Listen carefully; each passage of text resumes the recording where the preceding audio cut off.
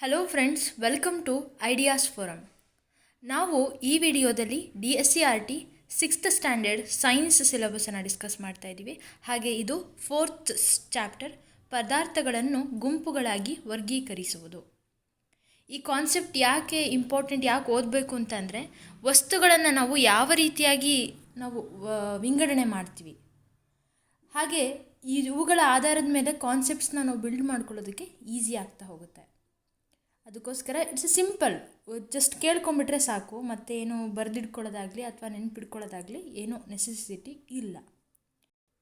ಜೊತೆಗೆ ನಿಮಗೇನಾದರೂ ಈ ವಿಡಿಯೋಗಳ PDF ಬೇಕಿತ್ತು ಅಂತಂದರೆ ನೀವು ನಮ್ಮ ಐಡಿಯಾಸ್ ಫೋರಮ್ನ ಟೆಲಿಗ್ರಾಮ್ ಚಾನಲ್ಗೆ ಸೇರ್ಕೋಬಹುದು.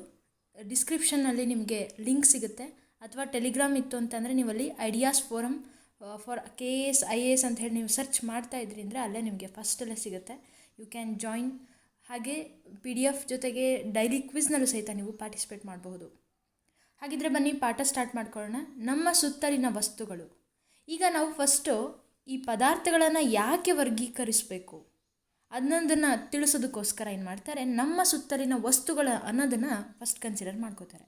ಅಂದರೆ ನಮ್ಮ ಆಹಾರ ಮತ್ತು ಬಟ್ಟೆಗಳ ಬಗ್ಗೆ ನೀವೀಗ ಆಲ್ರೆಡಿ ಪ್ರೀವಿಯಸ್ ವೀಡಿಯೋಸ್ಗಳಲ್ಲಿ ತಿಳ್ಕೊಂಡಿದ್ದೀರಾ. ಆಹಾರದ ಘಟಕಗಳ ಬಗ್ಗೆ, ಜೊತೆಗೆ ಫೈಬರ್ ಟು ಫ್ಯಾಬ್ರಿಕ್, ಎಳೆಯಿಂದ ಬಟ್ಟೆ, ಈ ಚಾಪ್ಟ್ರಲ್ಲಿ ನೀವು ತಿಳ್ಕೊಂಡಿದ್ದೀರಾ, ನೀವು ನೋಡಿದೆವು. ಜೊತೆಗೆ ಕೇವಲ ಆಹಾರ ಮತ್ತು ಬಟ್ಟೆಗಳಷ್ಟೇ ಅಲ್ಲ, ಅದಕ್ಕೂ ಹೆಚ್ಚಿನ ವೈವಿಧ್ಯಮಯವಾದಂತಹ ವಸ್ತುಗಳು ಎಲ್ಲ ಕಡೆಗಳಲ್ಲಿಯೂ ಇವೆ. ಬೇರೆ ಬೇರೆ ವಸ್ತುಗಳನ್ನು ನಮ್ಮ ಸುತ್ತ ನೋಡ್ತೇವೆ ನಾವು. ಈ ವಸ್ತುಗಳು ವಿವಿಧ ಆಕಾರ ಇರ್ತವೆ, ಬಣ್ಣಗಳಿರ್ತವೆ, ಹಾಗೆ ನಾವು ಉಪಯೋಗಿಸುವಂತಹ ರೀತಿಯೂ ಸಹಿತ ಬೇರೆಯಾಗಿರುತ್ತೆ.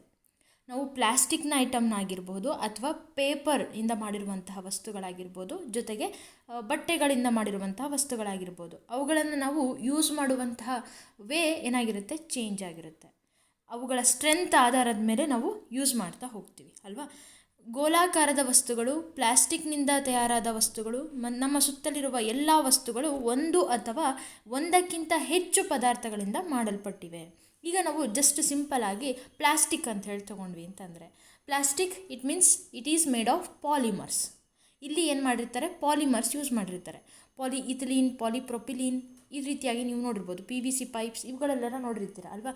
ಇದರಲ್ಲಿ ಏನಾಗಿರುತ್ತೆ ಹಾಗಿದ್ರೆ, ಮೋರ್ ದ್ಯಾನ್ ಒನ್ ಐಟಮ್ನ ಯೂಸ್ ಮಾಡಿಬಿಟ್ಟು ಏನು ಮಾಡಿರ್ತಾರೆ, ಆ ಪದಾರ್ಥಗಳನ್ನು ಮಾಡಿರ್ತಾರೆ. ಈ ಪದಾರ್ಥಗಳು ಗಾಜು, ಲೋಹ, ಮೆಟಲ್ಸ್ಗಳಿಂದ, ಗ್ಲಾಸ್ ಐಟಮ್ಸ್ಗಳಿಂದ, ಅವ್ರ ಪ್ಲಾಸ್ಟಿಕ್ಸ್ ಐಟಮ್ಸ್, ಮರ, ವುಡ್ಡಿಂದ, ಹತ್ತಿ, ಕಾಗದ ಅಥವಾ ಮಣ್ಣು ಆಗಿರಬಹುದು.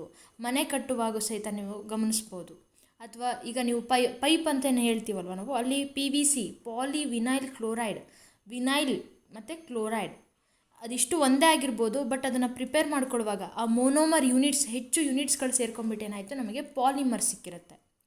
ಸೊ ಈ ಕಾರಣದಿಂದಾಗಿ ನಾವು ಹೇಳಬಹುದು, ಎಲ್ಲ ಪದಾರ್ಥಗಳು ಏನಾಗಿರ್ತವೆ, ಎಲ್ಲ ವಸ್ತುಗಳು ಒಂದಕ್ಕಿಂತ ಹೆಚ್ಚು ಪದಾರ್ಥಗಳಿಂದ ಇವು ಮಾಡಲ್ಪಟ್ಟಿರ್ತವೆ. ವಸ್ತುಗಳು ಮತ್ತು ಅವುಗಳನ್ನು ತಯಾರಿಸಲು ಬಳಸುವಂತಹ ಪದಾರ್ಥಗಳು. ಇಲ್ಲಿ ಸಿಂಪಲ್ಲಾಗಿ ಒಂದು ಚಾರ್ಟ್ ಮೂಲಕ ಕನ್ಕ್ಲೂಡ್ ಮಾಡಿಬಿಡೋಣ. ಇಲ್ಲಿ ಒಂದು ತಟ್ಟೆಯನ್ನು ತಗೊಂಡ್ವಿ ಅಂತಂದರೆ ಯಾವ್ಯಾವ ರೀತಿಯಾಗಿ ತಟ್ಟೆಗಳನ್ನು ನೋಡ್ಬೋದು ನಾವು. ಸ್ಟೀಲ್ ತಟ್ಟೆಗಳನ್ನು ನೋಡ್ಬೋದು, ಸ್ಟೇನ್ಲೆಸ್ ಸ್ಟೀಲ್, ಅದು ಬೇರೆ ಮುಂದೆ ನೋಡೋಣ ಮೆಟಲ್ಸ್ ಬಗ್ಗೆ ಮಾತಾಡುವಾಗ. ನಂತರ ಗಾಜು, ಗ್ಲಾಸಿಂದ ನೋಡಿರ್ಬೋದು. ಆನಂತರ ಪ್ಲಾಸ್ಟಿಕ್ಗಳಾಗಿರ್ಬೋದು, ಈ ಥರ ಅಲ್ಯೂಮಿನಿಯಂ ತಟ್ಟೆ, ಅಥವಾ ಸಿಂಪಲಾಗಿ ಹೇಳೋದಾದರೆ ಲೋಹಗಳ ತಟ್ಟೆ ಆಗಿರ್ಬೋದು ಅಲ್ವಾ. ಈ ರೀತಿಯಾಗಿ ನಾವು ಪೇಪರ್ ಪ್ಲೇಟ್ಸ್ಗಳನ್ನು ನೋಡ್ಬೋದು. ಈ ರೀತಿಯಾಗಿ ಡಿಫ್ರೆಂಟ್ ಆಗಿರುವಂತಹ ಪ್ಲೇಟ್ಸ್ಗಳನ್ನು ನಾವು ನೋಡಬಹುದು. ಪೆನ್ನು, ಈಗ ಜಸ್ಟ್ ಒಂದು ಪೆನ್ನು ಅಂಥೇಳಿ ನಾವು ತೊಗೊಂಡ್ವಿ ಅಂತಂದರೆ ಅದರಲ್ಲಿ ಪ್ಲಾಸ್ಟಿಕ್ನ ಕೋಟಿಂಗ್ ಇರುತ್ತಲ್ವ, ಔಟರ್ ಕೋಟಿಂಗ್ ಪ್ಲಾಸ್ಟಿಕ್ದಾಗಿರ್ಬೋದು ಅವ್ರ ಮೆಟಲ್ದಾಗಿರ್ಬೋದು, ನೀವು ನೋಡಿರ್ತೀರ ಅದನ್ನು. ಈ ರೀತಿಯಾಗಿ ಪದಾರ್ಥಗಳು ಏನಾಗಿರುತ್ತೆ, ಒಂದಕ್ಕಿಂತ ಹೆಚ್ಚು ಪದಾರ್ಥಗಳಿಂದ ಮಾಡಿರುವಂಥದ್ದನ್ನು ನಾವು ನಮ್ಮ ಸುತ್ತಲಲ್ಲಿ ನೋಡ್ತಾ ಬರ್ತೀವಿ, ಹೌದಲ್ವಾ. ಒಂದೇ ಪದಾರ್ಥದಿಂದ ಮಾಡಲ್ಪಟ್ಟ ವಿವಿಧ ರೀತಿಯ ವಸ್ತುಗಳು. ಹಾಗಿದ್ರೆ ಇವಾಗ ಡಿಫ್ರೆಂಟ್ ಐಟಮ್ಸ್ಗಳು ಯಾವ್ಯಾವು, ಒಂದೇ ಒಂದು ವಸ್ತುನ ಯೂಸ್ ಮಾಡ್ಕೊಂಬಿಟ್ಟು ಡಿಫ್ರೆಂಟ್ ಪ್ರಾಡಕ್ಟ್ಸ್ಗಳನ್ನು ನಾವು ರೆಡಿ ಮಾಡ್ತಿದ್ದೀವಿ. ಸಿಂಪಲ್ಲಾಗಿ ವುಡ್ಡನ್ನು ನಾವು ತೊಗೊಂಡ್ವಿ ಅಂತಂದರೆ ಆ ವುಡ್ಡನ್ನೇ ಯೂಸ್ ಮಾಡಿಬಿಟ್ಟು ನಾವು ಕುರ್ಚಿನ ತಯಾರು ಮಾಡ್ತೀವಿ, ಟೇಬಲ್ನ ತಯಾರು ಮಾಡ್ತೀವಿ, ನೇಗಿಲನ್ನು, ಎತ್ತಿನ ಗಾಡಿಯನ್ನು ಮತ್ತು ಅದರ ಚಕ್ರಗಳನ್ನು, ವುಡ್ ಐಟಮ್ಸ್ಗಳನ್ನು ನೋಡಿಬಿಟ್ಟು ನಾವು ಫರ್ನಿಚರ್ಸ್ಗಳನ್ನು ನೋಡಬಹುದು. ಚೇರ್ಸ್ಗಳನ್ನು ನೋಡಬಹುದು. ಈ ರೀತಿಯಾಗಿ ಈವನ್ ವಿಂಡೋಸ್ಗಳನ್ನು ಈ ರೀತಿಯಾಗಿ ನಾವೇನು ಮಾಡ್ಬೋದು, ಡಿಫ್ರೆಂಟ್ ಆಗಿರುವಂತಹ ಒಂದು ಐಟಮ್ಸ್ ಆರ್ ಪ್ರಾಡಕ್ಟ್ಸ್ಗಳನ್ನು ಒಂದೇ ಒಂದು ಪದಾರ್ಥನ ಯೂಸ್ ಮಾಡ್ಕೊಂಡ್ಬಿಟ್ಟು ನಾವು ಮಾಡ್ತಾ ಇದ್ದೀವಿ. ಕಾಗದ ಬ್ಯಾಗ್ ನೋಡ್ಬೋದು, ಪುಸ್ತಕಗಳಲ್ಲಿ ನೋಡಬಹುದು, ನೋಟ್ಬುಕ್ಸ್ಗಳಲ್ಲಿ ನೋಡಬಹುದು, ಅಥವಾ ಈಗ ರುಪಿ ನೋಟ್ ಇದೆ ಅಲ್ವಾ, ಅದು ನಂತರ ಆಮೇಲೆ ನಂತರ ಆಟಿಕೆಗಳು, ಹಾಗೆ ಕ್ಯಾಲೆಂಡರ್ಗಳು, ಈ ರೀತಿಯಾಗಿ ಕಾಗದವನ್ನು ನಾವು ಯೂಸ್ ಮಾಡಿಬಿಟ್ಟು ಏನು ಮಾಡ್ತಾಯಿದ್ವಿ, ಡಿಫ್ರೆಂಟ್ ಆಗಿರುವಂತಹ ಪ್ರಾಡಕ್ಟ್ಸ್ಗಳನ್ನು ರೆಡಿ ಮಾಡ್ತಾಯಿದ್ವಿ. ನಂತರ ಈಗ ಹಾಗಿದ್ರೆ ಹೇಳಿ, ಚರ್ಮ, ಈಗ ಹುಲಿ ಚರ್ಮ ಇದೆಲ್ಲ ಈಗೆಲ್ಲ ಬ್ಯಾನ್ ಆಗಿದೆ ಬಿಡಿ, ಚರ್ಮ ಇದು ಕಾನ್ಸೆಪ್ಟೇ ಬೇಡ. ನೆಕ್ಸ್ಟ್ ನೋಡೋಣ ಪ್ಲಾಸ್ಟಿಕ್ದಿನ ಐಟಮ್ಸ್ನ ನೋಡಿಬಿಟ್ಟು ನಾವು ಬಾಟಲ್ಸ್ನ ನೋಡ್ತೀವಿ, ಒಂದು ಕಂಟೈನರ್, ಡಿಫ್ರೆಂಟ್ ಶೇಪ್ಸ್ ಕಂಟೈನರ್ನ ನೋಡ್ಬೋದು, ನಾವು ಪೈಪ್ಸ್ಗಳಲ್ಲಿ ನೋಡಬಹುದು, ವಿಂಡೋಸ್ಗಳಲ್ಲಿ ನೋಡಬಹುದು. ಈ ರೀತಿಯಾಗಿ ಏನು ಮಾಡ್ಬೋದು, ಹಾಗಿದ್ರೆ ಪ್ಲಾಸ್ಟಿಕ್ಗಳನ್ನು ನಾವು ಡಿಫ್ರೆಂಟ್ ಪ್ರಾಡಕ್ಟ್ಸ್ಗಳಾಗಿ ನಾವು ಪಡ್ಕೋಬಹುದಾಗಿದೆ. ಹತ್ತಿನ ನಾವು ಎಲ್ಲೆಲ್ಲಿ ನೋಡ್ತೀವಿ, ಸಿಂಪಲ್ಲಾಗಿ ಹೇಳೋದಾದರೆ ನಾವು ದೇವ್ರ ಮನೆಗಳಲ್ಲಿ ಈ ದೀಪವನ್ನು ಉರಿಸೋದಕ್ಕೋಸ್ಕರ, ಆನಂತರ ಹತ್ತಿ ಬಟ್ಟೆಗಳಲ್ಲಿ ನೋಡಬಹುದು, ಹತ್ತಿ ದಿಂಬು ಅಥವಾ ಹಾಸಿಗೆಯಲ್ಲಿ ನಾವು ತುಂಬಿರ್ತೀವಿ. ಮತ್ತು ಹತ್ತಿ ಎಲ್ಲೆಲ್ಲಿ ಯೂಸ್ ಮಾಡ್ತೀವಿ, ಹಾಸ್ಪಿಟಲ್ಸ್ಗಳಲ್ಲಿ ಯೂಸ್ ಮಾಡ್ತೀವಿ. ಈ ರೀತಿಯಾಗಿ ಡಿಫ್ರೆಂಟಾಗಿ ನಾವು ಹತ್ತಿ ಒಂದು ಪ್ರಾಡಕ್ಟ್ಸ್ಗಳನ್ನು ಸಹಿತ ನಾವು ಗಮನಿಸಬಹುದು. ಪದಾರ್ಥಗಳ ಗುಣಗಳು, ಹಾಗಿದ್ದರೆ ಈ ಎಲ್ಲ ವಸ್ತುಗಳನ್ನು ನಾವು ತಯಾರು ಮಾಡ್ತಿದ್ದೀವಿ, ಹಾಗೆ ಒಂದು ವಸ್ತು ವಿಭಿನ್ನವಾಗಿರುವಂಥ ಪದಾರ್ಥಗಳನ್ನು ಇಟ್ಕೊಂಡ್ಬಿಟ್ಟು ನಾವೇನು ಮಾಡಿರ್ತೀವಿ, ಪ್ರೊಡ್ಯೂಸ್ ಮಾಡಿರ್ತೀವಿ ಅನ್ನೋದಾದರೆ ಆ ಪದಾರ್ಥಗಳ ಗುಣಗಳನ್ನು ನಾವು ತಿಳ್ಕೊಳ್ಬೇಕಾಗತ್ತೆ. ಆ ಗುಣಗಳನ್ನು ತಿಳ್ಕೊಂಡಾಗ ನಮಗೇನಾಗುತ್ತೆ ಅಂದರೆ ಇವುಗಳನ್ನು ನಾವು ಯಾಕೆ ಸ್ಟಡಿ ಮಾಡಬೇಕು ಅನ್ನೋದು ನಿಮಗೆ ಕನ್ಫರ್ಮ್ ಆಗುತ್ತೆ. ಅಂದರೆ ಆ ವರ್ಡ್ಸ್ಗಳ ಪರಿಚಯಗಳು ನಿಮಗಿರಬೇಕಾಗತ್ತೆ. ಈಗ ನಾನು ಮುಂದೆ ಹೇಳ್ತಾ ಹೋಗ್ತೀನಿ, ಹೊರಸ್ವರೂಪ, ಹಾಗೆ ಕಠಿಣತೆ, ಇದ್ರ ಬಗ್ಗೆ ಒಂದೊಂದೇ ಬರ್ತಾ ಹೋಗುತ್ತೆ. ಯಾವುದರ ಆಧಾರದ ಮೇಲೆ ನಾವು ಅವುಗಳನ್ನು ಕನ್ಸಿಡರ್ ಮಾಡ್ತೀವಿ ಅನ್ನೋದು ನಿಮಗೆ ಗೊತ್ತಾಗ್ತಾ ಹೋಗುತ್ತೆ. ಪದಾರ್ಥಗಳ ಗುಣಗಳು, ಒಂದು ನೀರಿನ ಲೋಟವನ್ನು ಬಟ್ಟೆಯ ತುಂಡಿನಿಂದ ಏಕೆ ಮಾಡಿಲ್ಲ ಎಂದು ಯಾವಾಗಲಾದರೂ ನೀವು ಆಶ್ಚರ್ಯಪಟ್ಟಿರ್ತೀರ. ಇದು ಏನಾದರೂ ನೀವು ದೊಡ್ಡವರು ಯಾರಾದರೂ ನೋಡ್ತಿದ್ದೀರ ಅಂದರೆ ನಿಮಗೆ ಏನು ಸಿಂಪಲ್ ಅನಿಸುತ್ತೆ, ಬಟ್ ಮಕ್ಕಳಿಗೆ ನಾವು ಕಲ್ಸೋಕ್ಕೆ ಹೋದಾಗ ಈ ರೀತಿಯಾಗಿಯೇ ನಾವು ಕೇಳ್ಬೋದಲ್ವ. ಒಂದು ಲೋಟದಲ್ಲಿ ನೀರು ಇಟ್ಕೊಳ್ಳೋದು, ಇನ್ನೊಂದು ಕಡೆ ಒಂದು ಬ್ಯಾಗ್ ರೀತಿಲಿ, ಬಟ್ಟೆಯಲ್ಲಿ ಒಂದು ಬ್ಯಾಗ್ ರೀತಿಲಿ ಮಾಡ್ಕೊಳ್ಳೋದು. ಈ ರೀತಿಯಾಗಿ ಸಿಗುತ್ತಲ್ಲ, ಈ ಥರ ನೀವೇನಾದರೂ ಇಲ್ಲಿ ದಾರವನ್ನು ಕಟ್ಟಿ ಎಳೆದ್ರಿ ಅಂತಂದರೆ ಅದು ಟೈಟ್ ಆಗುವಾಗ ಅದರ ಮೌತ್ ಟೈಟ್ ಆಗೋ ರೀತಿಲಿ ಇರುತ್ತಲ್ಲ, ಆ ಥರದ್ದು ಒಂದು ಬ್ಯಾಗ್ ಇಟ್ಕೊಳ್ಳೋಣ ಅಂತ ಅಂದ್ಕೊಳ್ಳೋಣ. ಈಗ ಈ ಬ್ಯಾಗ್ನ ಇಟ್ಕೋಬೇಕು ಒಂದು ಕಡೆಗೆ, ಇನ್ನೊಂದು ಕಡೆಗೆ ಒಂದು ಲೋಟ ನೀರನ್ನು ತಗೊಳ್ಬೇಕು. ಈ ನೀರನ್ನು ಇದಕ್ಕೆ ಹಾಕಿದಾಗ it must form a cup ರೀತಿಲಿ ಆ ಶೇಪಿಗೆ ಬರಬೇಕಿದು. ಜೊತೆಗೆ ಆ ನೀರನ್ನು ಅದು ಹೋಲ್ಡ್ ಮಾಡಬೇಕು. ಮಾಡೋಕ್ಕಾಗುತ್ತಾ? It is not possible. ಯಾಕೆ ಅಂತಂದರೆ ಆ ಒಂದು ಕಪ್ನ ಗುಣ ಹಾಗೆ ಆ ಬಟ್ಟೆಯಿಂದ ಮಾಡಿರುವಂತಹ ಆ ಬ್ಯಾಗ್ ಗುಣ ನಮಗೆ ಗೊತ್ತಿರುತ್ತೆ. ಆ ಕಾರಣದಿಂದಾಗಿ ಇದನ್ನು ನಾವು ಇದೊಳ್ಳೆ ಯಾರೋ ದಡ್ರು ಮಾಡೋದು ಅನ್ನೋ ಥರ ಹೇಳ್ತೀವಿ. ಬಟ್ ಯಾಕಾಗೋದಿಲ್ಲ? ಬಿಕಾಸ್ ಇದರ ಒಂದು ಆ ಪದಾರ್ಥದ ಗುಣ ಏನಾಗಿದೆ, ಚೇಂಜ್ ಇದೆ, ಅದರಲ್ಲಿ ಮಾಡೋಕ್ಕಾಗೋದಿಲ್ಲ ಅನ್ನೋದು ನಮಗೆ ಕ್ಲೀನಾಗಿ ಗೊತ್ತಾಗುತ್ತೆ.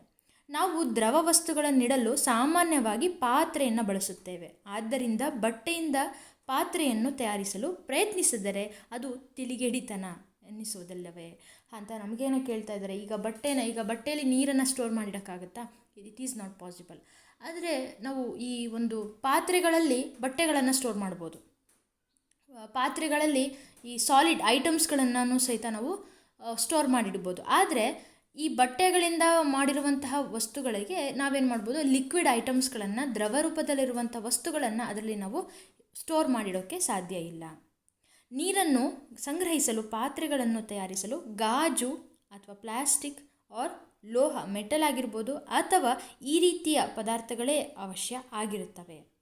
ಹಾಗೆಯೇ ಕಾಗದಂತಹ ಪದಾರ್ಥಗಳನ್ನು ಅಡುಗೆ ಪಾತ್ರೆ ತಯಾರಿಸಲು ಬಳಸುವುದು ಬುದ್ಧಿವಂತಿಕೆ ಎನ್ನಿಸೋದಿಲ್ಲ. ಹೌದಲ್ವಾ? It is not possible.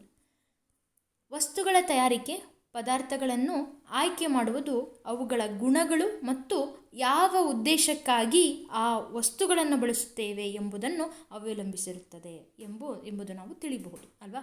ಈಗ ನೋಡ್ತಾ ಹೋಗೋಣ, ಒಂದೊಂದೇ ಆ ಗುಣಗಳನ್ನು ತಿಳಿತಾ ಹೋಗೋಣ. ಹೊರಸ್ವರೂಪ. ಸಾಮಾನ್ಯವಾಗಿ ಪದಾರ್ಥಗಳು ಪರಸ್ಪರ ಭಿನ್ನವಾಗಿ ಕಾಣ್ತವೆ. ನಮಗೆ ಒಂದು ವಸ್ತು ನೋಡಿದಾಗೂ ಇನ್ನೊಂದು ವಸ್ತು ನೋಡಿದಾಗೂ ನಮಗೇನಾಗುತ್ತೆ, ಡಿಫ್ರೆನ್ಸಸ್ ನಾವು ಈಸಿಯಾಗಿ ಫೈಂಡ್ ಔಟ್ ಮಾಡ್ಬೋದು. ಫಸ್ಟ್ ಅದರ ಒಂದು ಆಕಾರ, ಅದರ ಒಂದು ಸೈಜ್ನ ನೋಡ್ಬೋದು, ಜೊತೆಗೆ ಅವುಗಳ ಕಲ್ಲರನ್ನು ನೋಡಬಹುದು. ಈ ರೀತಿಯಾಗಿ ಸಿಂಪಲ್ಲಾಗಿ ಫಸ್ಟ್ ನಾವು ಈ ರೀತಿಯ ಹೊರಸ್ವರೂಪವನ್ನು ನಾವು ತಿಳ್ಕೊಳ್ಬಹುದಾಗುತ್ತೆ. ಈಗ ತಾಮ್ರ ಮತ್ತು ಈ ಅಲ್ಯೂಮಿನಿಯಂ ಅಥವಾ ಕಬ್ಬಿಣ ಇದಿಷ್ಟನ್ನು ನೀವು ಕಣ್ಮುಂದೆ ತಂದ್ಕೊಳ್ಳಿ. ತಾಮ್ರದ ಒಂದು ಯಾವುದೋ ಒಂದು ಪಾತ್ರೆ ಅಥವಾ ಅಲ್ಯೂಮಿನಿಯಂ ಜೊತೆಗೆ ಕಬ್ಬಿಣ ಇವು ಮೂರನ್ನು ನಿಮ್ಮ ಕಣ್ಮುಂದೆ ತಂದ್ಕೊಳ್ಳಿ. ಇಮ್ಯಾಜಿನ್ ಮಾಡ್ಕೊಳ್ತಾ ಹೋಗಿ. ತಾಮ್ರ ಅಥವಾ ಅಲ್ಯೂಮಿನಿಯಂಗಿಂತ ಕಬ್ಬಿಣವು ವಿಭಿನ್ನವಾಗಿ ಕಾಣಿಸುತ್ತೆ, ಹೌದಲ್ವಾ? ತಾಮ್ರದ ಪಾತ್ರೆ ನೋಡ್ರಿ, ಅಲ್ಯೂಮಿನಿಯಂ ಪಾತ್ರೆ ನೋಡ್ರಿ, ಕಬ್ಬಿಣದ ಪಾತ್ರೆ ನೋಡ್ರಿ, ಅಥವಾ ಹಂಚು ನೋಡಿರ್ತೀರಲ್ಲ, ಅವುಗಳನ್ನಿಷ್ಟು ನೋಡಿದಾಗ ನಿಮಗೆ ಕಬ್ಬಿಣ ಡಿಫ್ರೆಂಟಾಗಿ ಕಾಣಿಸುತ್ತೆ.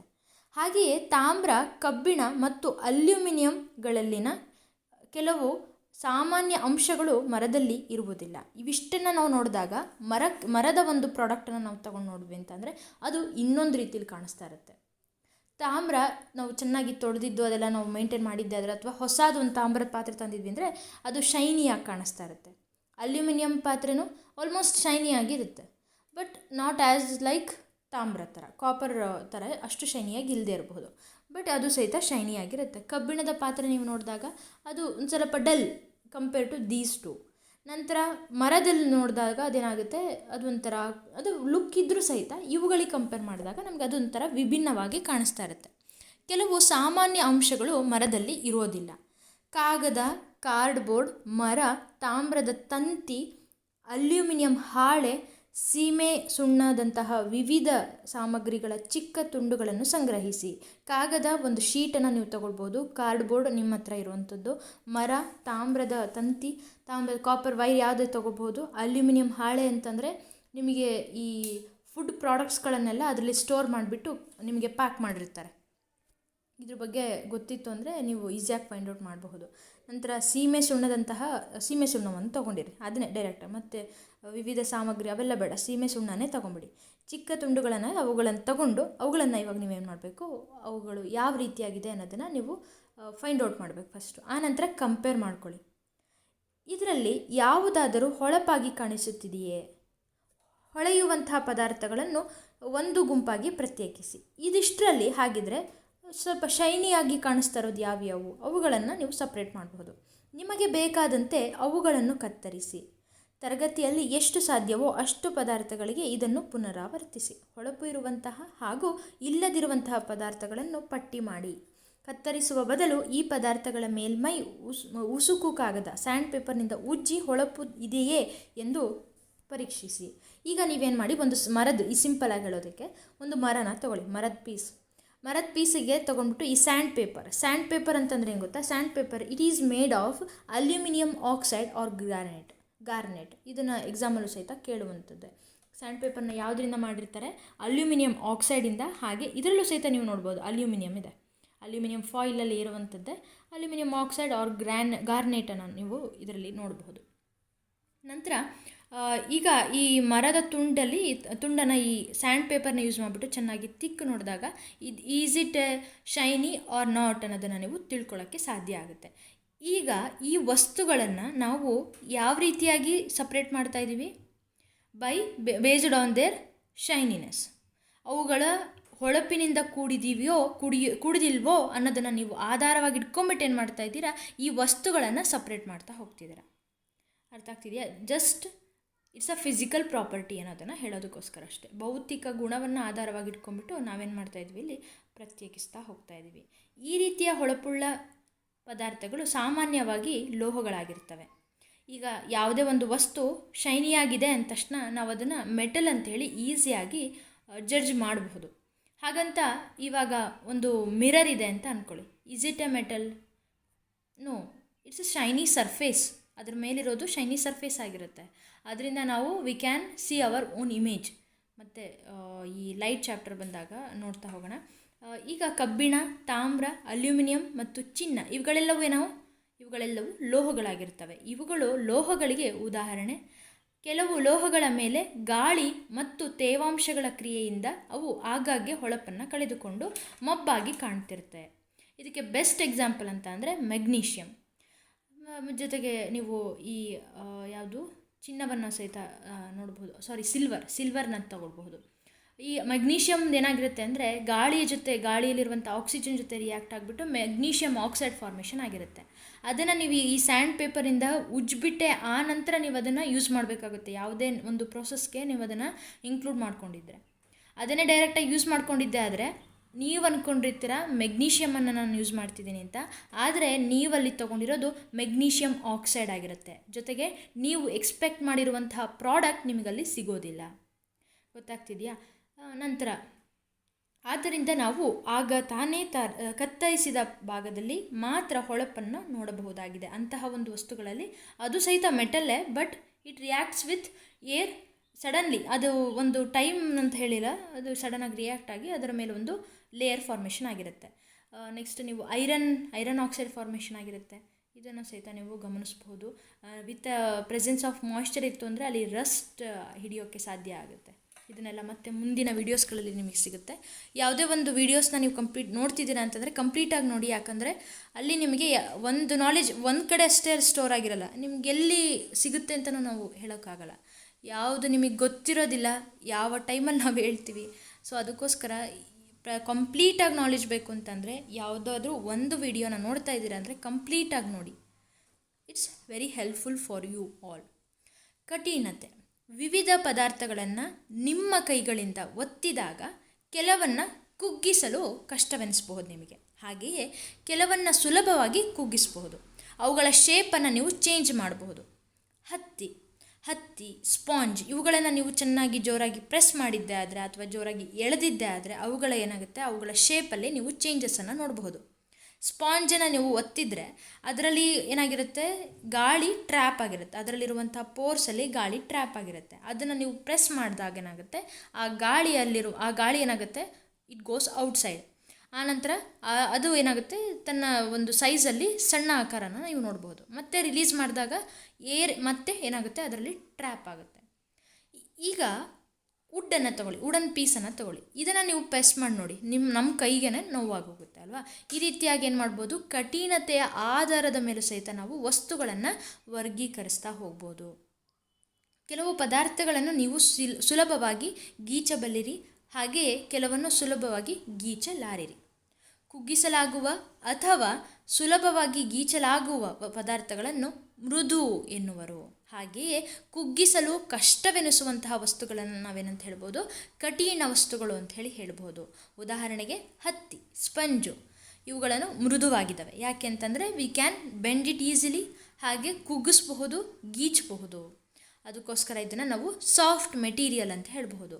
ಕಬ್ಬಿಣ, it is very difficult. So ಇದು ಕಠಿಣ ವಸ್ತು. ಮೆಟಲ್ ಯೂಶಲಿ ಏನಾಗಿರುತ್ತೆ, ಕಠಿಣವಾಗಿರುತ್ತೆ.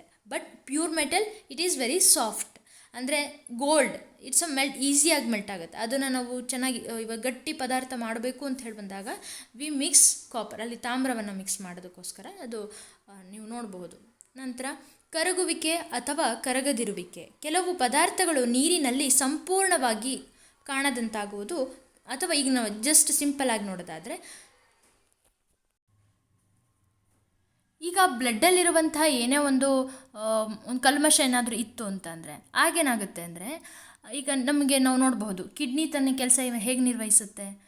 ಈಗ ಆ ಒಂದು ಕಲ್ಮಶವನ್ನು ಅದು ಹೊರಗೆ ಹಾಕುತ್ತೆ, ಯೂರಿನ್ ಮೂಲಕ ಅದು ಹೊರಗಡೆ ಹಾಕುತ್ತೆ. ಆ ಯೂರಿನ್ ಫಾರ್ಮ್ ಆಗೋಕ್ಕೆ ನಮಗೇನಾಗುತ್ತೆ, ನೀರು ಅತ್ಯವಶ್ಯಕ. ಯಾಕೆ ಅಂತಂದರೆ ಆ ಒಂದು ಸಾಲ್ಟ್ ರೀತಿಯಲ್ಲಿರುತ್ತಲ್ಲ, ಈ ಕಲ್ಮಶಗಳೆಲ್ಲ ಈ ಸಾಲ್ಟಿ ರೂಪದಲ್ಲಿ ಇರುತ್ತೆ. ಅವುಗಳೆಲ್ಲವೂ ಸಹಿತ ಏನಾಗುತ್ತೆ, ಆ ನೀರಿನ ಜೊತೆ ಸೇರ್ಕೊಂಡ್ಬಿಟ್ಟು ಅದು ಹೊರಗಡೆ ಹೋಗುತ್ತೆ. ನೀರಿದ್ದಾಗ ಮಾತ್ರ ಅವುಗಳು ಅದರಲ್ಲಿ ಕರಗೋಕ್ಕೆ ಸಾಧ್ಯ ಆಗುತ್ತೆ. ಈಗ ನಮಗೆ ಬೆವರನ್ನು ನೋಡಬಹುದು, ಹಾಗೆ ನೀವು ಕಣ್ಣೀರನ್ನು ನೋಡಬಹುದು. ಈಗ ನಾವು ಜಸ್ಟ್ ಥಿಂಕ್ ಮಾಡಿ, ಯಾಕೆ ಅವೆಲ್ಲವೂ ಸಹಿತ ಸಾಲ್ಟ್ ರೂಪದಲ್ಲೇ ಇರುತ್ತೆ. ನೀವು ಕಣ್ಣೀರನ್ನು ಒಂದು ಸ್ವಲ್ಪ ಟೇಸ್ಟ್ ಮಾಡಿರ್ತೀರ ಅನ್ಕೊತೀನಿ, ಬೆವರನ್ನು ಟೇಸ್ಟ್ ಮಾಡಿರ್ತೀರ, ಇವೆಲ್ಲವೂ ಸಹಿತ ಸ್ವಲ್ಪ ಉಪ್ಪಿನ ಅಂಶದ ಹೆಚ್ಚಿರುತ್ತೆ. ಯಾಕೆ? ಥಿಂಕ್ ಮಾಡಿ, ಹಾಗೆ ಕಮೆಂಟ್ ಮಾಡಿ ನೋಡೋಣ ಯಾರ್ಯಾರು ಆನ್ಸರ್ ಹೇಗೆ ಕೊಡ್ತೀರಾ ಅಂಥೇಳಿ. ಈಗ ನಂತರ ಬರುತ್ತೆ ಚಟುವಟಿಕೆ 5 ಬರುತ್ತೆ. ಇದರಲ್ಲಿ ಏನಾಗುತ್ತೆ, ವಿನೇಗರ್, ನಿಂಬೆ ರಸ, ಸಾಸಿವೆ ಎಣ್ಣೆ, ತೆಂಗಿನೆಣ್ಣೆ, ಸೀಮೆ ಎಣ್ಣೆ ಇವಿಷ್ಟೆಲ್ಲ ತೊಗೊಂಡಿದ್ದಾರೆ. ಇದರಲ್ಲಿ 3 ಎಣ್ಣೆ ಇದೆ, ಒಂದು ವಿನೇಗರ್ ಇದೆ. ವಿನೇಗರ್ ಇಟ್ಸ್ ಆ್ಯಸಿಡ್, ನಿಂಬೆ ರಸ ಇಟ್ ಈಸ್ ಆಲ್ಸೋ ಆ್ಯಸಿಡ್. ಈ ರೀತಿಯ ದ್ರವಗಳ ಮಾದರಿಗಳನ್ನು ಸಂಗ್ರಹಿಸಿ ಒಂದು ಗಾಜಿನ ಲೋಟದಲ್ಲಿ ಅರ್ಧದಷ್ಟು ನೀರನ್ನು ತೆಗೆದುಕೊಳ್ಳಿ. ಫಸ್ಟ್ ಏನು ಮಾಡಿ, ಅವನ್ನೆಲ್ಲ ತಗೊಳ್ಳಿ. ನಂತರ ಒಂದು ಗಾಜಿನ ಲೋಟದಲ್ಲಿ ಅರ್ಧದಷ್ಟು ನೀರನ್ನು ತಗೊಳ್ಳಿ. ಕೆಲವು ದ್ರವಗಳು ನೀರಿನಲ್ಲಿ ಸಂಪೂರ್ಣ ಬೆರೆಯುವುದನ್ನು ನಾವು ನೋಡುತ್ತೇವೆ. ಉಳಿದ ಕೆಲವು ದ್ರವಗಳು ನೀರಿನಲ್ಲಿ ಬೆರೆಯುವುದಿಲ್ಲ. ಇವುಗಳ ಒಂದೊಂದೇ ನೋಡೋದಾದರೆ, ಕೆಲವು ಅನಿಲಗಳು ನೀರಿನಲ್ಲಿ ಕರಗುತ್ತವೆ. ಈಗ ಫಸ್ಟ್ ಇದಿಷ್ಟರಲ್ಲಿ ಈಗ ಸಾಸಿವೆ ಎಣ್ಣೆ, ತೆಂಗಿನ ಎಣ್ಣೆ, ಸೀಮೆ ಎಣ್ಣೆ ಇವುಗಳನ್ನು ನಾವು ನೀರಿಗೆ ಹಾಕಿದಾಗ ಏನಾಗುತ್ತೆ, it forms a separate layer. ಇದನ್ನು ನಾವು ಇಮ್ಮಿಸಿಬಲ್ ಲಿಕ್ವಿಡ್ಸ್ ಅಂತ ಹೇಳಿ ಕರಿತೀವಿ. ಇಲ್ಲೇನಾಗುತ್ತೆ, ಎರಡು ರೀತಿ ಆ ಎರಡು ಲಿಕ್ವಿಡ್ಗಳು ಸಪ್ರೇಟ್ ಆಗಿರೋದನ್ನು ನಾವು ಗಮನಿಸ್ಬೋದು. ಎಣ್ಣೆ ಅನ್ನೋದು ಸಹಿತ ಒಂದು ಲಿಕ್ವಿಡ್, ಅದು ಸಹಿತ ದ್ರವ ರೂಪದಲ್ಲಿದೆ. ಇವೆರಡೂ ಸಹಿತ ಸಪ್ರೇಟ್ ಲೇಯರ್ ಫಾರ್ಮ್ ಆಗಿರೋದನ್ನು ನಾವು ಗಮನಿಸ್ಬಹುದು ಅಲ್ವಾ. ಅದಕ್ಕೋಸ್ಕರ ಹೇಳ್ತೀವಿ ಇವಿಷ್ಟು ಸಹಿತ ನೀರಿನಲ್ಲಿ ಕರಗೋದಿಲ್ಲ ಅಂಥೇಳಿ.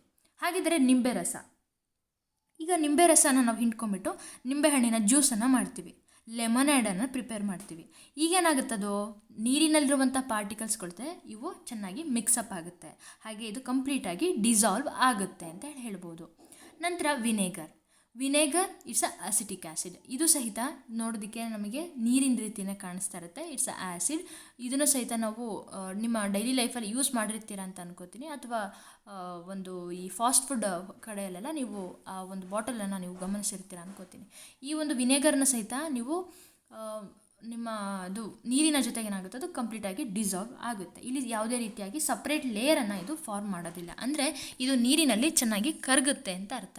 ಕೆಲವು ಅನಿಲಗಳು, ಈಗ ದ್ರವದ ನೋಡಿದ್ವಿ, ಕೆಲವು ಅನಿಲಗಳು ನೀರಿನಲ್ಲಿ ಕರಗುತ್ತವೆ, ಹಾಗೆಯೇ ಉಳಿದವು ಕರಗೋದಿಲ್ಲ, ಕೆಲವೊಂದಿಷ್ಟು ಕರಗ್ತವೆ. ಈಗ ಎಕ್ಸಾಂಪಲ್ ಆಗಿ ಆಕ್ಸಿಜನ್ ಏನಾಗುತ್ತೆ, ನೀರಿನಲ್ಲಿ ಚೆನ್ನಾಗಿ ಅದಕ್ಕೆ ಕರಗುವಂಥ ಎಬಿಲಿಟಿ ಅದಕ್ಕಿದೆ. ಹಾಗೆ ನೀರಿಗೆ ಆ ಆಕ್ಸಿಜನ್ನ ತನ್ನಲ್ಲಿ ಕರಗಿಸ್ಕೊಳ್ಳುವಂತಹ ಶಕ್ತಿನೂ ಆ ನೀರಿಗಿರುತ್ತೆ. ಆದ್ದರಿಂದನೇ ಅವುಗಳನ್ನು ನಾವೇನಂತ ಕರಿತೀವಿ ಅಂದರೆ ಡಿಸಾಲ್ವ್ಡ್ ಆಕ್ಸಿಜನ್ ಅಂತ ಹೇಳಿ ಕರಿತೀವಿ. ಯಾವ ಒಂದು ಆಕ್ಸಿಜನ್ ನೀರಿನಲ್ಲಿ ಕರಗಿರುತ್ತಲ್ಲ ಅದನ್ನು ನಾವೇನಂತ ಕರಿತೀವಿ, ಡಿಸಾಲ್ವ್ಡ್ ಆಕ್ಸಿಜನ್ ಅಂತ ಹೇಳಿ ಕರಿತೀವಿ.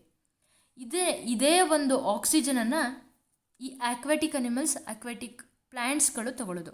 ಈಗ ಫಿಶ್ ಏನಾಗಿರುತ್ತೆ, ನೀರಿಂದ ಹೊರಗೆ ತೆಗ್ದಾಗ ಅದೇನಾಗುತ್ತೆ, ಸತ್ತು ಹೋಗುತ್ತೆ. ಯಾಕೆ ಅಂತಂದರೆ ಅದು ಸಹಿತ ಉಸಿರಾಡೋದು ಈ ಆಕ್ಸಿಜನನ್ನೇ, ಆದರೆ ನಮಗೆ ಈ ಅಟ್ಮಾಸ್ಫಿಯರಲ್ಲಿ ಸಿಗ್ತಾ ಇರೋದು oxygen in the form of gaseous ಫಾರ್ಮಲ್ಲಿದೆ, ಆದರೆ ಈ ಒಂದು ಆಕ್ಸಿಜನ್ ನೀರಿನಲ್ಲಿರೋದು ಡಿಸಾಲ್ವ್ಡ್ ಫಾರ್ಮಲ್ಲಿದೆ, ನೀರಿನಲ್ಲಿದು ಕರಗಿದೆ ಅಂತ. ಅದಕ್ಕೋಸ್ಕರ ಇದಕ್ಕೆ ಆ ಒಂದು ಎಬಿಲಿಟಿ ಇಲ್ಲ, ಅದಕ್ಕೆ ಕೆಪಬಿಲಿಟಿ ಅದೊಂದು ಇಲ್ಲ. ಆ ಕಾರಣದಿಂದಾಗಿ ನೀರಿನಿಂದ ಅದನ್ನು ಹೊರಗೆ ತೆಗೆದಾಗ ಅದು ಸತ್ತೋಗುತ್ತೆ. At the same time oxygen ಆಯಿತು, ನೆಕ್ಸ್ಟ್ ಕಾರ್ಬನ್ ಡೈಆಕ್ಸೈಡನ್ನು ಸಹಿತ ನಾವು ನೋಡಬಹುದು. ಈ ಸಾಫ್ಟ್ ಡ್ರಿಂಕ್ಸ್ಗಳಲ್ಲಿ ಈ ಒಂದು ಅಪ್ಲಿಕೇಶನನ್ನು ನಾವು ತಿಳ್ಕೊಳ್ಬಹುದು. ಸಾಮಾನ್ಯವಾಗಿ ನೀರಿನಲ್ಲಿ ಕೆಲವು ಅನಿಲಗಳು ಕಡಿಮೆ ಪ್ರಮಾಣದಲ್ಲಿ ಕರಗಿರುತ್ತವೆ. ಉದಾಹರಣೆಗೆ ನೀರಿನಲ್ಲಿ ವಾಸಿಸುವಂಥ ಪ್ರಾಣಿಗಳ ಮತ್ತು ಸಸ್ಯಗಳ ಉಳಿವಿಗೆ ನೀರಿನಲ್ಲಿ ಕರಗಿದ ಆಕ್ಸಿಜನ್ ಅನಿಲವು ತುಂಬ ಅಗತ್ಯ. ವಸ್ತುಗಳು ನೀರಿನಲ್ಲಿ ತೇಲಬಹುದು ಅಥವಾ ಮುಳುಗಬಹುದು. ಈಗ ಕೆಲವೊಂದಿಷ್ಟು ವಸ್ತುಗಳೇನಾಗುತ್ತೆ, ತೇಲ್ತವೆ, ಕೆಲವೊಂದಿಷ್ಟು ವಸ್ತುಗಳು ಮುಳುಗ್ತವೆ. ಇದಕ್ಕೆ ರೀಸನ್ ಏನು? It is based on there density, ಸಾಂದ್ರತೆ ಆಧಾರದ ಮೇಲೆ. ಜೊತೆಗೆ ಇನ್ನೊಂದು ಒಂದು ಗ್ರಾವಿಟೇಷನ್, ಅಲ್ಲಿ ಗ್ರಾವಿಟೇಷನ್ ಆ್ಯಕ್ಟ್ ಎಷ್ಟಾಗಿದೆ ಅನ್ನೋದ್ರ ಮೇಲೂ ಸಹಿತ ನಾವು ತಿಳ್ಕೊಳ್ಬಹುದು. ಕೆಲವೊಂದಿಷ್ಟು ವಸ್ತುಗಳನ್ನು ನೀವು ನೋಡ್ತಾ ಹೋದ್ರಿ ಅಂದರೆ ಇಲ್ಲಿ ಯಾವ ಒಂದು ವಸ್ತು ನೀರಿನ ಒಂದು ಸಾಂದ್ರತೆಗಿಂತನೂ ಅದು ಕಡಿಮೆ ಎದಿರುತ್ತೋ ಅದೇನಾಗುತ್ತೆ, ಅವುಗಳೆಲ್ಲ ತೇಲುತ್ತೆ. ಹಾಗೆ ಯಾವುದು ವಸ್ತು ನೀರಿಗಿಂತನೂ ಹೆಚ್ಚು ಸಾಂದ್ರತೆ ಡೆನ್ಸಿಟಿ ಹೆಚ್ಚಿರುತ್ತೋ ಅವುಗಳೆಲ್ಲವೂ ಏನಾಗುತ್ತೆ, ಇಟ್ ಸೆಟಲ್ಸ್ ಡೌನ್. ಈಗ ಯಾವುದೇ ಮೆಟಲನ್ನು ನೀರಿಗೆ ಹಾಕಿ ಅದು ಕೆಳಗಡೆ ಹೋಗ್ಬಿಡುತ್ತೆ. ಬಟ್ ಯಾವುದೇ ಒಂದು ಈಗ ಪ್ಲಾಸ್ಟಿಕ್ ಐಟಮ್ಸನ್ನು ಹಾಕಿ ಅವುಗಳೆಲ್ಲವೂ ತೇಲುತ್ತೆ. ಇದೇ ಒಂದು ಅಪ್ಲಿಕೇಶನ್ ಮೇಲೆ ನಾವು ಹಾಲಲ್ಲಿ ನಾವು ಬೆಣ್ಣೆನ ನಾವು ಸಪ್ರೇಟ್ ಮಾಡ್ತೀವಲ್ವ, ಸೆಂಟ್ರಿಫಿಗೇಷನ್ ಪ್ರೋಸೆಸ್ ಮೂಲಕ ನೋಡ್ಬೋದು. ಇನ್ನೊಂದು ಅಪ್ಲಿಕೇಶನಲ್ಲಿ ತಿಳ್ಕೊಬೋದು ಅಂತಂದರೆ ಈ ಶಿಪ್ ಈ ಹಡಗು ಯಾಕೆ ನೀರಿನಲ್ಲಿ ತೇಲುತ್ತೆ. ನೀರಿಗಿಂತನೂ ನೋಡಿದ್ರೆ ನಾವು ಆ ಹಡಗಿನ ಒಂದು ವೆಯ್ಟ್ ಆ್ಯಕ್ಚುಲಿ ಏನಾಗಿರುತ್ತೆ, ಹೆಚ್ಚಾಗಿರುತ್ತೆ. ಆದರೂ ಸಹಿತ ಈ ಶಿಪ್ ಮುಳುಗೋದಿಲ್ಲ. ಯಾಕೆ? ಫಸ್ಟ್ ಪಾಸ್ ಮಾಡಿ ಥಿಂಕ್ ಮಾಡಿ, pass it and think it. ಇಲ್ಲಿ ಆಗೋದೇನು ಅಂತಂದರೆ ಈ ಶಿಪ್ಪಲ್ಲಿ ಏನಾಗಿರುತ್ತೆ ಅಂದರೆ ಗ್ಯಾಸನ್ನು ಫಿಲ್ ಮಾಡಿರ್ತಾರೆ ಕೆಳಗಡೆ. ಇಲ್ಲಿ ಆ ಗ್ಯಾಸ್ ಏನಂದರೆ it is very less denser than the water. ಆ ಕಾರಣದಿಂದಾಗಿ ಅದೆಷ್ಟೇ ವೆಯ್ಟ್ ಆಗಿದ್ರೂ ಸಹಿತ ಅದರಲ್ಲಿ ಫಿಲ್ ಮಾಡಿರುವಂತಹ ಗ್ಯಾಸ್ ಏನಾಯಿತು, ಅದು ಲೆಸ್ ವೆಯ್ಟರ್ ಆಯಿತು. ಅದಕ್ಕೋಸ್ಕರ ಅದರ ಒಂದು ಅಪ್ಲಿಕೇಶನ್ ಮೇಲೆ ಅದು ಏನಾಗುತ್ತೆ, ನೀರಿನಲ್ಲಿ ತೇಲುತ್ತೆ. ನೆಕ್ಸ್ಟ್ ಬರುತ್ತೆ ಪಾರದರ್ಶಕತೆ, ಟ್ರಾನ್ಸ್ಪರೆನ್ಸಿ. ಎಷ್ಟು ಟ್ರಾನ್ಸ್ಪರೆನ್ಸಿ, ವಸ್ತುಗಳನ್ನು ನಾವು ಅದರ ಒಂದು ಟ್ರಾನ್ಸ್ಪರೆನ್ಸಿ ಆಧಾರದ ಮೇಲೂ ಸಹಿತ ನಾವು ವರ್ಗೀಕರಿಸ್ಬೋದು. ಇದು ಎಲ್ಲಿ ಹೆಲ್ಪ್ ಆಗುತ್ತೆ ನಮಗೆ, ವಸ್ತುಗಳನ್ನು ನೋಡೋದಕ್ಕೆ ಹೆಲ್ಪ್ ಆಗುತ್ತೆ. ಲೈಟ್ ಚಾಪ್ಟರಲ್ಲಿ ಹೆಲ್ಪ್ ಆಗುತ್ತೆ. ಲೈಟ್ನ ಒಂದು ಗುಣಗಳ ಬಗ್ಗೆ ತಿಳ್ಕೊಳ್ಳೋದಕ್ಕೆ ನಮಗೆ ಹೆಲ್ಪ್ ಆಗೇ ಆಗುತ್ತೆ. ಪದಾರ್ಥಗಳನ್ನು ಅಪಾರದರ್ಶಕ, ಪಾರದರ್ಶಕ ಅಥವಾ ಅರೆ ಪಾರದರ್ಶಕ ಎಂದು ಗುಂಪು ಮಾಡಬಹುದು. ಪದಾರ್ಥಗಳನ್ನು ನಾವು ಏಕೆ ಗುಂಪು ಮಾಡಬೇಕು ಹಾಗಿದ್ರೆ ಹೇಳಿ.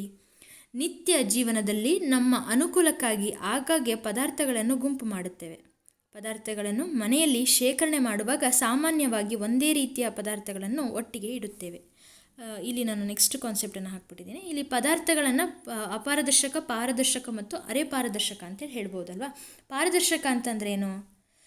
ಯಾವುದು ಈಗ ಒಂದು ನಾವು ಲೈಟನ್ನು ಇಲ್ಲಿ ಪಾರದರ್ಶಕ, ಅರೆ ಪಾರದರ್ಶಕ ಅಥವಾ ಅಪಾರದರ್ಶಕ, ಇದರಲ್ಲಿ ಏನಾಗುತ್ತೆ ಅಂದರೆ ನಾವು ಲೈಟನ್ನು ಪಾಸ್ ಮಾಡಿ ನೋಡ್ಬೋದು, ಅಥವಾ ಅದನ್ನು ನಾವು ಹೋಲ್ಡ್ ಮಾಡ್ಕೊಂಡ್ಬಿಟ್ಟು ನೆಕ್ಸ್ಟ್ ಅದರಲ್ಲಿ ನಮ್ಮ ಮುಖವನ್ನು ನೋಡ್ಕೊಳ್ಳೋದಾಗಿರ್ಬೋದು, ಅಥವಾ ಒಂದು ವಸ್ತುವನ್ನು ನೋಡೋದು ಆಗಿರಬಹುದು. ಅದ್ರ ಮೂಲಕ ನಾವು ತಿಳ್ಕೊಳ್ಳೋಕೆ ಸಾಧ್ಯ ಆಗುತ್ತೆ. ಟ್ರಾನ್ಸ್ಪರೆಂಟ್ ಮೆಟೀರಿಯಲ್ ಅಂತಂದರೆ ಏನು? ಯಾವ ಒಂದು ವಸ್ತು ತನ್ನ ಮೂಲಕ ಬೇರೆ ಒಂದು ವಸ್ತುಗಳನ್ನು ನೋಡೋಕ್ಕೆ ಸಾಧ್ಯ ಆಗುತ್ತೋ ಅಂಥ ವಸ್ತುಗಳನ್ನು ನಾವು ಪಾರದರ್ಶಕ ಅಂತ ಹೇಳ್ತೀವಿ. ಈಗ ಎಕ್ಸಾಂಪಲ್ ಆಗಿ ಗಾಜು, ನೀರಾಗಿರ್ಬೋದು, ಗಾಳಿ ಆಗಿರ್ಬೋದು. ಈಗ ಕೆಲವೊಂದು ಪ್ಲಾಸ್ಟಿಕ್ಕು ಸಹಿತ ಪ್ಲಾಸ್ಟಿಕ್ಗಳನ್ನು ಸಹಿತ ನೀವು ನೋಡ್ಬೋದು. ಈಗ ಯಾವ ಪದಾರ್ಥಗಳ ಮೂಲಕ ನೋಡಲು ನಾವು ವಸ್ತುಗಳನ್ನು ಸಾಧ್ಯ ಆಗುತ್ತೋ ಅದನ್ನು ನಾವು ಪಾರದರ್ಶಕ ಅಂಥೇಳಿ ಕರಿತೀವಿ. ಈಗ ನೋಡೋಕ್ಕೆ ಸಾಧ್ಯನೇ ಇಲ್ಲ, ಅದನ್ನು ಅಪಾರದರ್ಶಕ ಅಂಥೇಳಿ ಕರಿತೀವಿ. ನಂತರ ಅರೆ ಪಾರದರ್ಶಕ, ಸ್ವಲ್ಪ ಪ್ರಮಾಣದಾಗೆ ಬ್ಲರ್ ರೀತಿಯಲ್ಲಿ ಕಾಣಿಸ್ತಾ ಇರುತ್ತೆ, ಅಂಥ ವಸ್ತುಗಳನ್ನು ಅರೆ ಪಾರದರ್ಶಕ ಅಂಥೇಳಿ ಕರಿತೀವಿ. ಇತ್ತೀಚಿನ ದಿನಗಳಲ್ಲಿ ಈ ಗ್ಲಾಸ್ ಮೇಲ್ಗಡೆ ಡಿಸೈನ್ಸ್ಗಳನ್ನು ಮಾಡ್ತಿದ್ದಾರೆ, ಜೊತೆಗೆ ರಫ್ ಸರ್ಫೇಸನ್ನು ಮಾಡ್ತಿದ್ದಾರೆ. ಅದರಲ್ಲೂ ಸಹಿತ ಈ ವಿಂಡೋಸ್ಗಳಲ್ಲಿ ಅದನ್ನು ನಾವು ಯೂಸ್ ಈ ರೀತಿಯಾಗಿ ಏನು ಮಾಡ್ಬೋದು, ನಾವು ವಸ್ತುಗಳನ್ನು ಸಹಿತ ವಿಂಗಡಣೆ ಮಾಡೋದಕ್ಕೆ ಸಾಧ್ಯ ಆಗುತ್ತೆ. ಈ ಪಾರದರ್ಶಕನ ವಸ್ತು ಇರೋದ್ರಿಂದನೇ ನಮಗೇನಾಗುತ್ತೆ, ವಸ್ತುಗಳಲ್ಲಿ ಈಗ ಒಂದು ಕಂಟೈನರಲ್ಲಿ ನಾವು ಯಾವುದೇ ಒಂದು ಆಬ್ಜೆಕ್ಟ್ಸನ್ನು ಸ್ಟೋರ್ ಮಾಡಿಟ್ಟಿದ್ದೀವಿ. ಅಂಗಡಿಗಳಲ್ಲಿ ಗ್ಲಾಸ್ ಐಟಮ್ಸ್ಗಳಲ್ಲಿ ಚಾಕ್ಲೇಟ್ ಇಟ್ಟಿರ್ತಾರೆ, ಅದೇ ಇಟ್ಟಿರ್ತಾರೆ. ಇದು ನಮಗೇನಾಗುತ್ತೆ, ಈಸಿಯಾಗಿ ಫೈಂಡ್ ಔಟ್ ಮಾಡ್ಬೋದು. ಹಾಗೆ ಅದನ್ನು ನಾವು ಪಿಕ್ ಮಾಡ್ಕೊಳ್ಳೋಕ್ಕೆ ಈಸಿ ಆಗುತ್ತೆ ಅಲ್ವಾ. ಮತ್ತೊಂದೆಡೆ ಇವಾಗ ನಾವು ನೋಡೋದಾದರೆ ಅಪಾರದರ್ಶಕ ವಸ್ತುಗಳು, ಕೆಲವು ಪದಾರ್ಥಗಳ ಮೂಲಕ ನಾವು ಇನ್ನೊಂದು ಕಡೆ ನಾವು ನೋಡೋದಕ್ಕೆ ಸಾಧ್ಯ ಆಗೋದಿಲ್ಲ. ಇದಕ್ಕೆ ಕಾರಣ ಏನು ಅಂತಂದರೆ, it does not allow the light to pass through this. ಆ ಕಾರಣದಿಂದನೇ ನಾವು ಈ ವಸ್ತುಗಳನ್ನು ನೋಡೋದಕ್ಕೆ ಸಾಧ್ಯ ಆಗೋದಿಲ್ಲ. ನಂತರ ಈಗ ನೀವು ಒಂದು ಸಿಂಪಲ್ಲಾಗಿ ನಾನು ಒಂದು ಕ್ವಶನನ್ನು ಕೇಳೋದಾದರೆ, ಈಗ ಒಂದು ಕತ್ಲಲ್ಲಿ ನಾವೆಲ್ಲ ಮಾಡಿರೋಂಥದ್ದೇ ಟಾರ್ಚನ್ನು ಯೂಸ್ ಮಾಡ್ಕೊಂಡ್ಬಿಟ್ಟು ನಮ್ಮ ಕೈ ಮೇಲೆ ಈ ರೀತಿಯಾಗಿ ನಮ್ಮ ಕೈ ಅಂತ ಅಂದರೆ ಇದ್ರ ಮೂಲಕ ನಾವು ಟಾರ್ಚನ್ನು ಲೈಟನ್ನು ಪಾಸ್ ಮಾಡ್ತೀವಿ. ಸೊ ದಟ್ ನಮ್ಮ ಕೈ ಮೇಲೆ ಏನಾಗಿರುತ್ತೆ, ಇದು ಬ್ಲಡ್ ರೀತಿಲಿ ರೆಡ್ ಕಲರ್ ಕಾಣಿಸ್ತಾ ಇದೆ. ಆಗ ನಾವು ಸಣ್ಣವರಿದ್ದಾಗೆಲ್ಲ ಹೇಳ್ತಾ ಇದ್ವಿ, ನಮ್ಮ ಕೈಯಲ್ಲಿ ಎಷ್ಟು ಬ್ಲಡ್ ಇದೆ ಅನ್ನೋದು ಇದು ತೋರಿಸುತ್ತೆ, ಇದರದ್ದು ಬಿಂಬಿಸುತ್ತೆ ಅಂತೆಲ್ಲ ನಾವು ಹೇಳ್ತಾ ಇದ್ವಿ. ಹಾಗಿದ್ರೆ ನೀವು ಹೇಳಿ, ನಮ್ಮ ಹಸ್ತ ಇದು ಅಪಾರದರ್ಶಕನ, ಪಾರದರ್ಶಕನ, ಅರೆ ಪಾರದರ್ಶಕನ? ಥಿಂಕ್ ಮಾಡಿ, ಕಮೆಂಟ್ ಮಾಡಿ. ಪದಾರ್ಥಗಳನ್ನು ನಾವು ಏಕೆ ಗುಂಪು ಮಾಡಬೇಕು? ನಿತ್ಯ ಜೀವನದಲ್ಲಿ ನಮ್ಮ ಅನುಕೂಲಕ್ಕಾಗಿ ಆಗಾಗ್ಗೆ ಪದಾರ್ಥಗಳನ್ನು ನಾವು ಗುಂಪು ಮಾಡ್ತಾನೆ ಇರ್ತೀವಿ. ಪದಾರ್ಥಗಳನ್ನು ಮನೆಯಲ್ಲಿ ಶೇಖರಣೆ ಮಾಡುವಾಗ ಸಾಮಾನ್ಯವಾಗಿ ಒಂದೇ ರೀತಿಯ ಪದಾರ್ಥಗಳನ್ನು ಒಟ್ಟಿಗೆ ಇಡ್ತೀವಿ. ಈ ರೀತಿಯ ವ್ಯವಸ್ಥೆಯಿಂದ ಅವುಗಳನ್ನು ಗುರುತಿಸೋಕೆ ನಮಗೆ ಈಸಿ ಆಗುತ್ತೆ. ಹಾಗೆಯೇ ಕಿರಾಣಿ ಅಂಗಡಿಯವನು ಎಲ್ಲ ವಿವಿಧ ಬಿಸ್ಕತ್ತುಗಳನ್ನು ಒಂದೆಡೆ ಇಡ್ತಾನೆ, ಸೋಪ್ಗಳನ್ನು ಒಂದು ಕಡೆ ಇಡ್ತಾನೆ, ಪೇಸ್ಟ್ಗಳನ್ನು, ಶಾಂಪುಗಳನ್ನು, ಕಾಳುಗಳನ್ನು ಎಲ್ಲ ಒಂದು ಕಡೆ ಇಡ್ತಾನೆ. ಇದರಿಂದ ಏನಾಗುತ್ತೆ, ನಮಗೆ ಒಂದು ಕಡೆ ಸ್ಟೋರ್ ಮಾಡೋದಕ್ಕೆ ಹಾಗೆ ಈಸಿಯಾಗಿ ಫೈಂಡ್ ಔಟ್ ಮಾಡೋದಕ್ಕೂ ಸಹಿತ ಹೆಲ್ಪ್ ಆಗುತ್ತೆ. ಪದಾರ್ಥಗಳನ್ನು ಗುಂಪಾಗಿ ವಿಂಗಡಿಸುವುದರಿಂದ ಅವುಗಳ ಗುಣಗಳನ್ನು ತಿಳಿಯಲು ಮತ್ತು ಆ ಗುಣಗಳಲ್ಲಿ ಯಾವುದಾದರೂ ನಮೂನೆಯನ್ನು ಗುರುತಿಸಲು ಅನುಕೂಲವಾಗುತ್ತದೆ. ಈ ಕೆಳಗಿನ ಇದಿಷ್ಟು ನಿಮಗೆ ಈ ಚಾಪ್ಟರ್ನ ಒಂದು ಇಂಪಾರ್ಟೆನ್ಸ್. ಹಾಗೆ ವಸ್ತುಗಳ ಒಂದು ಐಡೆಂಟಿಫಿಕೇಷನ್ ಮಾಡೋದಕ್ಕೆ, ಜೊತೆಗೆ ಅವುಗಳನ್ನು ನಾವು ಹೇಗೆ ವರ್ಗೀಕರಿಸಬಹುದು, ಇವುಗಳ ಒಂದು ವರ್ಡನ್ನು ಮೀನಿಂಗು, ಜೊತೆಗೆ ಮುಂದಿನ ವಿಡಿಯೋಸ್ಗಳಲ್ಲಿ ನಿಮಗೆ ನಾನು ಕಾನ್ಸೆಪ್ಟ್ಸನ್ನು ಹೇಳುವಾಗ ಡೈರೆಕ್ಟಾಗಿ ಒಪ್ಯಾಕ್ ಆಬ್ಜೆಕ್ಟ್ ಅಂತಿದ್ದೀನಿ ಅಂತಂದರೆ you have to identify that. ಯಾವಾಗ ನಾವು ಒಪ್ಯಾಕ್ ಆಬ್ಜೆಕ್ಟನ್ನು ಯೂಸ್ ಮಾಡಿದಾಗ ಲೈಟ್ ಪಾಸ್ ಆಯಿತು ಅಂದರೆ ವಿ ಗೆಟ್ ಶ್ಯಾಡೋ, ಅಲ್ಲೇನಾಗುತ್ತೆ, ಶ್ಯಾಡೋ ಸಿಗುತ್ತೆ. ಅದೇ ಏನಾದರೂ ಟ್ರಾನ್ಸ್ಪರೆಂಟ್ ಮೆಟೀರಿಯಲ್ ಇತ್ತು ಅಂದರೆ ಏನಾಗುತ್ತೆ, ಅಲ್ಲಿ ಶ್ಯಾಡೋ ಫಾರ್ಮೇಷನ್ ಆಗುತ್ತಾ? ಥಿಂಕ್ ಮಾಡ್ಬೋದು. ಈ ರೀತಿಯಾಗಿ ಏನಾಗುತ್ತೆ, ಒಂದು ವಸ್ತುವಿನ ಅದಕ್ಕೋಸ್ಕರ ಈ ಚಾಪ್ಟರ್ ಅನ್ನೋದು ವೆರಿ ಇಂಪಾರ್ಟೆಂಟ್ ಆಗಿರುತ್ತೆ. ನೆಕ್ಸ್ಟ್ ನೋಡೋಣ, ಈ ಕೆಳಗಿನ ಹೇಳಿಕೆಗಳು ಸರಿ ಅಥವಾ ತಪ್ಪು ಎಂದು ಗುರುತಿಸಿ. ಕಲ್ಲು ಪಾರದರ್ಶಕ ಆದರೆ ಗಾಜು ಅಪಾರದರ್ಶಕ. Is it right? ಕಲ್ಲು ಪಾರದರ್ಶಕ, is it A transparent material? ಆದರೆ ಗಾಜು ಅಪಾರದರ್ಶಕ ಅಂತ, ಇಟ್ಸ್ ರಾಂಗ್. ಇಲ್ಲಿ ತಪ್ಪಲ್ವಾ? ಕಲ್ಲು ಅಪಾರದರ್ಶಕ, ಗಾಜು ಪಾರದರ್ಶಕ. ನೋಟ್ ಪುಸ್ತಕಕ್ಕೆ ಹೊಳಪಿದೆ ಆದರೆ ಅಳಿಸುವ ರಬ್ಬರ್ಗೆ ಹೊಳಪಿಲ್ಲ. Is it right? ಹೊಸ ಪುಸ್ತಕ ಆಗಿದ್ದರೆ ಹೊಳಪಿರುತ್ತೆ ಅಲ್ವಾ? ನೆಕ್ಸ್ಟ್ ಸೀಮೆ ಸುಣ್ಣವು ನೀರಿನಲ್ಲಿ ಕರಗುತ್ತದೆ. Is it right? ನೀರಿನಲ್ಲಿ ಸೀಮೆ ಸುಣ್ಣ ನಾವು ನೀರಿಗೆ ಹಾಕಿದಾಗ ಜಸ್ಟ್ ನೀವು ಟೆಸ್ಟ್ ಮಾಡಿ, ಇವತ್ತೇ ಟೆಸ್ಟ್ ಮಾಡಿ. ಈ ಕ್ವಶನಿಗೆ ನಾನು ಆನ್ಸರ್ ಮಾಡಿಲ್ಲ, most of them you can ನೋಡಬಹುದು. ಸೀಮೆ ಸುಣ್ಣಾಗ ಮತ್ತೆ ನಾವು ಅದು ಗಟ್ಟಿಯಾಗಿತ್ತು ಅಂದರೆ ಮತ್ತೆ ನೀರು ಹಾಕ್ತೀವಿ. ಬಟ್ ಚಾಕ್ ಪೀಸ್ ಪೌಡರ್ನ ನಾವು ನೀರು ಹಾಕಿದಾಗ ಏನಾಗುತ್ತೆ? ಥಿಂಕ್ ಮಾಡಿ. ಒಂದು ಮರದ ತುಂಡು ನೀರಿನ ಮೇಲೆ ತೇಲುತ್ತದೆ. Is it right? Of course. ಯಾಕೆ? ಅದರ ಡೆನ್ಸಿಟಿ ಕಡಿಮೆ ಇರುತ್ತೆ. ಸಕ್ಕರೆಯು ನೀರಿನಲ್ಲಿ ಕರಗುವುದಿಲ್ಲ. ನೋ. ಎಣ್ಣೆ ನೀರಿನಲ್ಲಿ ಬೆರೆಯುತ್ತದೆ. How is it? ಥಿಂಕ್ ಮಾಡಿ. ಮರಳು ನೀರಿನ ತಳದಲ್ಲಿ ಸಂಗ್ರಹವಾಗುತ್ತದೆ. ಹೌದು, ಸಂಗ್ರಹವಾಗುತ್ತೆ. ಅದರಲ್ಲಿರುವಂತಹ ಕಲ್ಲು ಅವೆಲ್ಲವೂ ವೆಯ್ಟ್ ಇರುತ್ತೆ. ಅದನ್ನೇ ನಾವು ಮತ್ತೆ ಸ್ಟಿರ್ ಮಾಡಿದ್ವಿ ಅಂತಂದರೆ ಒಂದು ಕರಗುವಂಥ ಎಬಿಲಿಟಿ ಇರೋದು ಕರಗುತ್ತೆ. ನೆಕ್ಸ್ಟ್ ಮರಳು, ಆದರೆ ಇದು ತೊಗೊಂಡಿರೋದು ಮಣ್ಣಲ್ಲ, ಮರಳು ಕೆಳಗಡೆ ಸಂಗ್ರಹವಾಗುತ್ತೆ. ವಿನೆಗರ್ ನೀರಿನಲ್ಲಿ ಕರಗುತ್ತದೆ. ಅಫ್ಕೋರ್ಸ್ ವಿನೆಗರ್ ಕರಗುತ್ತೆ. ಕೆಳಗಿನವುಗಳಲ್ಲಿ ಗುಂಪಿಗೆ ಸೇರದ ಪದವನ್ನು ಗುರುತಿಸಿ. ಕುರ್ಚಿ, ಹಾಸಿಗೆ, ಟೇಬಲ್, ಮಗು, ಕಪಾಟು. ಯಾವುದು? ಥಿಂಕ್ ಮಾಡಿ, ಆನ್ಸರ್ ಮಾಡಿ. ಗುಲಾಬಿ, ಮಲ್ಲಿಗೆ, ದೋಣಿ, ಚೆಂಡು ಹೂವು, ಕಮಲ. ಈಸಿಯಾಗಿ ಫೈಂಡ್ ಔಟ್ ಮಾಡಬಹುದು. ಅಲ್ಯೂಮಿನಿಯಂ, ಕಬ್ಬಿಣ, ತಾಮ್ರ, ಬೆಳ್ಳಿ, ಮರಳು. ಯಾಕೆ? ರೀಸನ್. ಯಾಕೆ ಅದನ್ನು ನೀವು ಸೆಲೆಕ್ಟ್ ಮಾಡಿದ್ರಿ ಆ ರೀಸನನ್ನು ಸಹಿತ ನೀವು ಫೈಂಡ್ ಔಟ್ ಮಾಡಬೇಕಾಗುತ್ತೆ. ಯಾಕಂದರೆ ನೀವು ಯಾವುದರ ಆಧಾರದ ಮೇಲೆ ವಸ್ತುಗಳನ್ನು ವರ್ಗೀಕರಿಸ್ತಿದ್ದೀರಾ ಅನ್ನೋದು ನಿಮಗೆ ಗೊತ್ತಿದ್ದರೆ ಇಟ್ಸ್ ಎನಫ್. ಸಕ್ಕರೆ, ಉಪ್ಪು, ಮರಳು, ತಾಮ್ರದ ಸಲ್ಫೇಟ್. ಇಲ್ಲಿ ನೀವು ಮೋಸ ಹೋಗೋ ಸಾಧ್ಯತೆ ಇರುತ್ತೆ. ಬಟ್ ಟೇಕ್ ಎ ಚಾನ್ಸ್ ತೊಗೊಳ್ಳಿ, ಐಡೆಂಟಿಫೈ ಮಾಡಿ, ರೀಸನನ್ನು ಸಹಿತ ನೀವು ಕಮೆಂಟ್ ಮಾಡಿ. ಈಗ ನಂತರ ಇದು ಯಾಕೆ ಕಲಿಬೇಕು, ಯಾಕೆ ತಿಳ್ಕೊಬೇಕು ಅಂತಂದರೆ, ನಾವು ಓದಿರೋದು ನಿಮಗೆ ಕಂಪ್ಲೀಟ್ ಆಗಿದೆ ಅನ್ನೋದನ್ನು ಚೆಕ್ ಮಾಡ್ಕೊಳ್ಳೋದಕ್ಕೋಸ್ಕರ. ಜೊತೆಗೆ ಈ ಸೂಚಿತ ಚಟುವಟಿಕೆಗಳು ಏನಕ್ಕೆ ಬೇಕು ಅಂತಂದರೆ, ಇನ್ಮೇಲೆ ಕ್ವಶನ್ಸ್ಗಳನ್ನು ಈ ಟೆಕ್ಸ್ಟ್ ಬುಕ್ ಮಧ್ಯದಲ್ಲೇ ಕೇಳಬೇಕು ಅಂತೇನಿಲ್ಲ. ಸೂಚಿತ ಚಟುವಟಿಕೆಗಳು ಜಸ್ಟ್ ಅವ್ರು ಕೊಟ್ಟು ಸುಮ್ಮನಾಗಿರ್ತಾರೆ. ನಾವು ಯಾವಾಗಲೂ ಏನು ಮಾಡ್ತೀವಿ, ಎಕ್ಸಸೈಸ್ ಕ್ವಶನ್ಸ್ ಅವ್ರ ಪ್ರಾಬ್ಲಮ್ಸ್ಗಳನ್ನು ನಾವು ಸಾಲ್ವ್ ಮಾಡೋಕ್ಕೆ ಹೋಗಲ್ಲ.